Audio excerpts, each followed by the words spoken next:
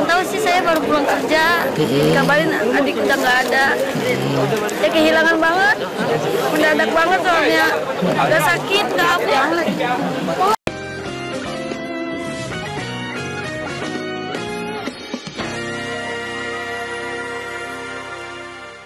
Tanda tanya mengenai tewasnya seorang murid kelas 9 SMP Negeri 132 Jakarta Barat masih belum terjawab. Nah, kepolisian hingga kini masih terus mendalami penyebab tewasnya korban. Namun muncul dugaan adanya kelalaian dari pihak sekolah. Tapi hal itu juga belum bisa disimpulkan oleh pihak kepolisian.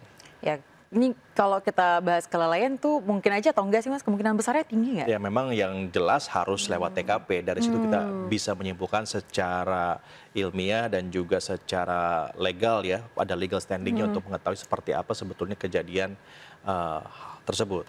Oke, baik. Nah, selain pihak sekolah juga ini dari pihak Dinas Pendidikan juga masih menunggu hasil penyelidikan kepolisian juga nih pemirsa.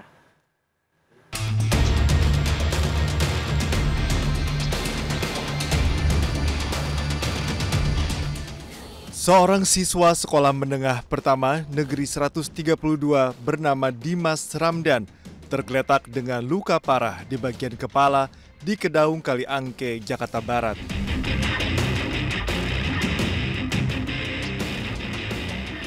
Warga yang mengetahui kejadian ini terkejut mengetahui korban tergeletak bersimbah darah. Kondisi korban yang mengenaskan membuat warga langsung melarikan korban ke rumah sakit terdekat. Namun naas, nyawa korban tak dapat tertolong. Udah kegeletak, palanya masih goyang-goyang gini. Diajanin berhenti palanya, tapi nggak tahu katanya lemah ininya dan nyut-nyutnya. Mana Bu? Loncatnya dari mana? Loncatnya? Oh, loncatnya nggak ada tahu. Orang sepi gang. Kalau udah jam 9:30 kan anak sekolah pada istirahat. Kalau dari simpang siur guru ada yang mau bolos, cuman guru ke atas. Nggak lama warga yang bapaknya Jaka ngasih kabar, ada apa Kong? Ada anak murid jatuh di belakang. Ini posisi belakang kan, belakang sekolahannya. Di lokasi kejadian kini dipasangi garis polisi untuk kepentingan penyelidikan. Usai dinyatakan meninggal dunia, jenazah dimakamkan di Pemakaman Umum Gadok, Kebonjeruk, Jakarta Barat. Tak hanya keluarga dan tetangga, namun teman-teman sekolah korban juga turut hadir di tempat pemakaman. Usai dimakamkan, pihak keluarga mengatakan belum ada keinginan untuk menuntut pihak sekolah dan menunggu musyawarah orang tua. Pihak keluarga hanya mengetahui kabar jika korban tewas karena terjatuh dari lantai 4 gedung sekolah. Ya, saya kurang tahu sih, saya baru pulang kerja, dikabarin adik udah nggak ada. Ya kehilangan banget, mendadak banget soalnya, udah sakit, nggak apa. Namun sejauh ini yang Mbak dapat informasi itu seperti apa sih Mbak kronologis kejadiannya Mbak? Katanya sih kepleset di sekolahan, cuman kurang tahu lebih detailnya gimana ya. Saya juga kerja jauh, dikabarin dia udah nggak ada. Sebelum meninggal dunia, korban sempat dilarikan ke rumah sakit terdekat. Namun nahas, nyawa korban tak terselamatkan karena mengalami luka parah pada bagian kepala. Pasca insiden jatuhnya seorang siswa sekolah SMPN 132 Cengkareng, Jakarta Barat, petugas kepolisian sektor Cengkareng menyambangi gedung sekolah. Di sekolah ini, petugas telah mengumpulkan keterangan dari sejumlah saksi. Korban yang diketahui bernama Dimas Ramdan, siswa kelas 9, meninggal dunia di Rumah Sakit Geraha Kedoya, Jakarta Barat. Kematian korban hingga kini masih dalam penyelidikan. 132 Cengkareng, kami dari Polsek Cengkareng sedang melakukan full paket dan penyelidikan. Kira-kira korbannya berapa orang dan yang meninggal? Untuk kejadian ini kita cek ada 1 orang dan sudah kita rujuk ke rumah sakit. Nah, Atau orang lain yang di TKP kita full paket, termasuk kita cek apakah ada titik CCTV, termasuk saksi-saksi yang mengetahui kejadian.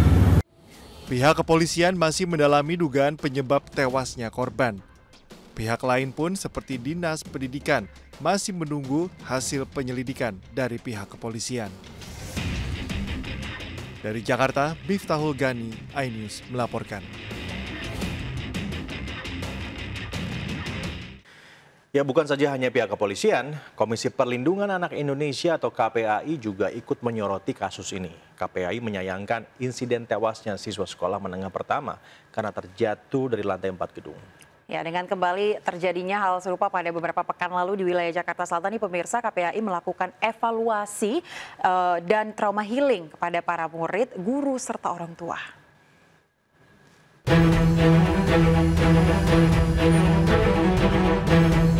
Usai peristiwa siswa yang tewas akibat terjatuh dari lantai 4 gedung sekolah, Komisi Perlindungan Anak Indonesia atau KPAI melakukan pertemuan di Sekolah Menengah Pertama Negeri 132 Jakarta.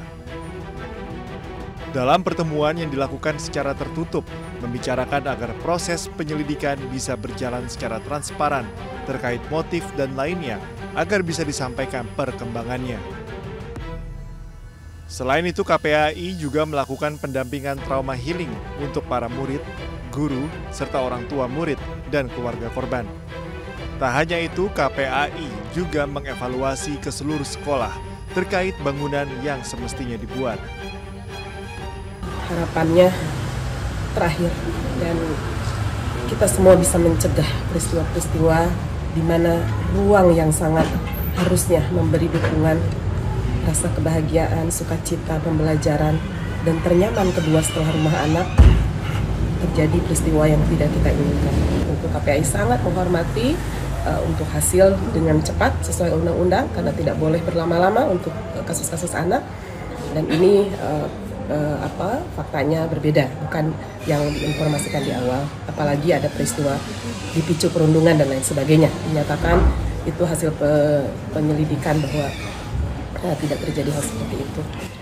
Pihak KPAI berharap kasus ini menjadi sarana perbaikan bagi sektor pendidikan dan antisipasi agar kejadian serupa tak terulang di kemudian hari. Dari Jakarta, Rizky Falufi, iNews melaporkan. Kabar baik dari BMKG soal cuaca panas yang luar biasa terjadi di Indonesia. Menurut BMKG, kemarau panjang akan berakhir di bulan Oktober ini. Iya, jangan kemana-mana pemirsa, masih di Konspirasi Prabu.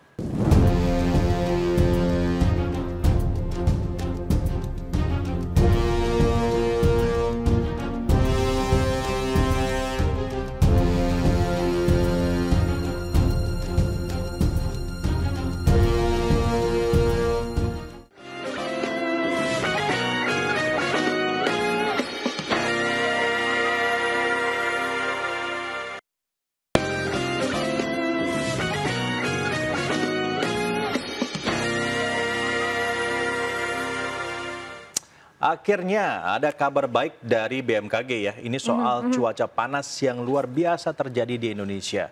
Jadi BMKG mengatakan bahwa kemarau panjang ini akan berakhir di bulan Oktober. Jadi kurang lebih masih ada sekitar 20 hari lagi kita berpanas-panas ria ya, di Indonesia ini. Iya. Nah, kalau November nanti udah masuk musim hujan gitu. Tapi ini juga harus menjadi perhatian kita semua nih Mas. Apalagi untuk terkait dengan kondisi kesehatan kita di pancaroba dari musim panas ke musim hujan ini juga harus penting sekali. Harus banyak minum vitamin. Iya betul. Minum vitamin nggak? Dan air putih. Vitamin kurang. Oh, kurang. Mau saya kasih vitaminnya? Vitamin kasih sayang. Jangan curhat dong, ini lagi siaran buat penonton seluruh Indonesia. Benar. Tapi benar sekali pemirsa, kita harus penting sekali untuk menjaga kesehatan ya Mas ya di pancaroba ini ya.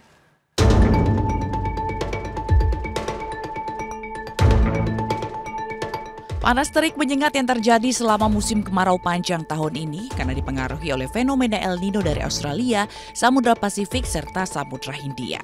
Pemanasan suhu muka laut di atas kondisi normal lewat tiupan angin kering mengakibatkan suhu udara terasa bertambah panas. Kepala BMKG Dwi Korita Karnawati mengatakan fenomena El Nino masih akan berlangsung hingga Maret 2024 mendatang. Sementara musim kemarau akan selesai akhir Oktober ini. Kemarau itu kan dikontrol oleh angin yang dari Australia, angin kering dan dingin. Nah, namun kali ini kemaraunya itu tidak hanya angin dari Australia yang udah rutin, tapi ada pengaruh El Nino dari Samudra Pasifik dan Indian Ocean Dipole dari Samudra Hindia.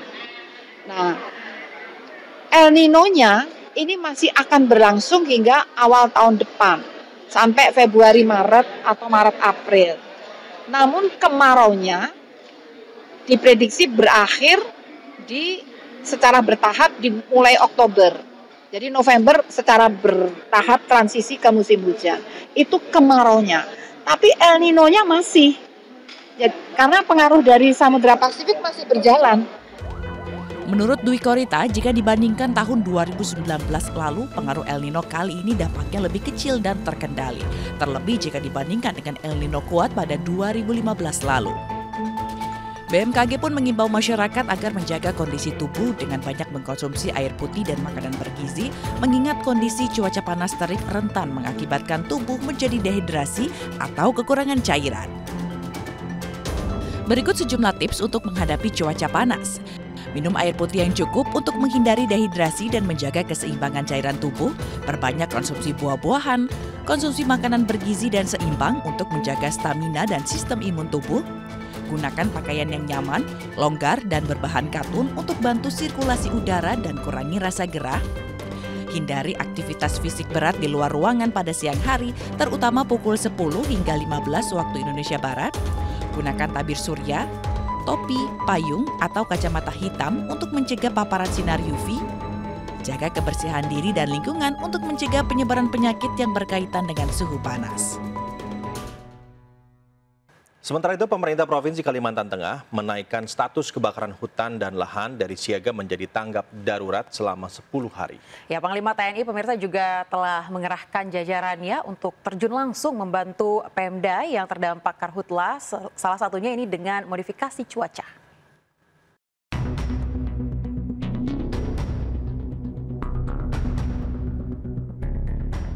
Kebakaran hutan dan lahan di Kota Palangkaraya dan sejumlah kabupaten di Kalimantan Tengah hingga kini masih berlangsung.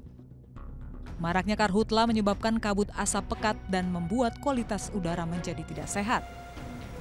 Melihat kondisi ini, pemerintah Provinsi Kalimantan Tengah menaikkan status karhutla dari siaga darurat menjadi tanggap darurat selama 10 hari ke depan.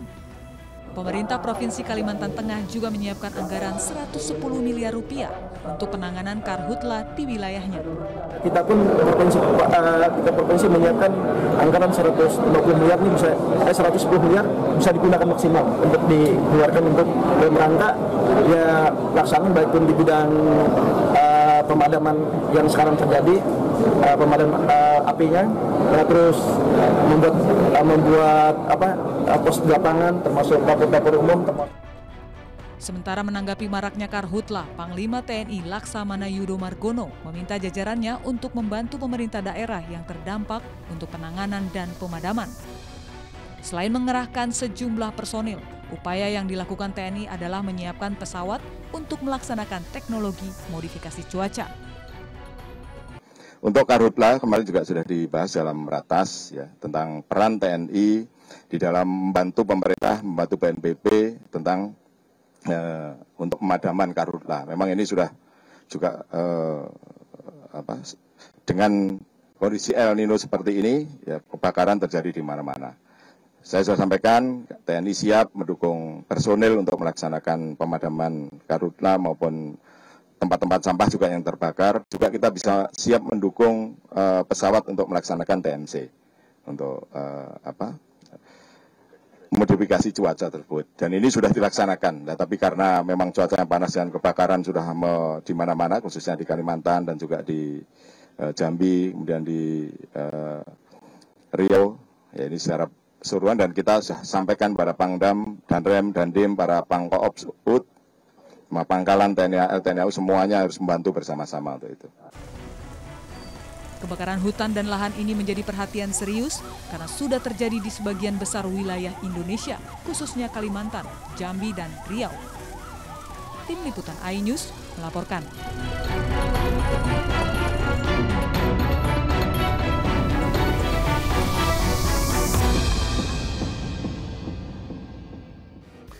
Baik, itulah informasi yang tadi kami sajikan untuk Anda semua. Kita harus pamit dulu di Konspirasi Prabu edisi malam ini. Saya Prabu Revolusi. Dan saya Yanufus pemirsa pamit undur diri. Sampai ketemu lagi di episode berikutnya.